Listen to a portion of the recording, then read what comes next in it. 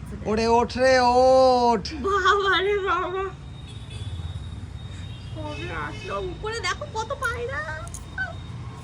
আরে শুয়ে শুয়ে পায়রা দেখতে ভালো লাগে, একসাথে অনেকগুলো উড়ে উড়ে যায়। দেখো একসাথে কতগুলো আসলো। আমি অনেকক্ষণ থেকে শুয়ে আছি। ওই জন্য তো বললাম ওঠ রে ওঠ। দুপুর গড়িয়ে বিকাল হয়ে গেল রে। সত্যি সত্যি অনেক বেজে গেল, 3টে বেজে গেল না? খাওয়া দাওয়া করতে হবে তো। চ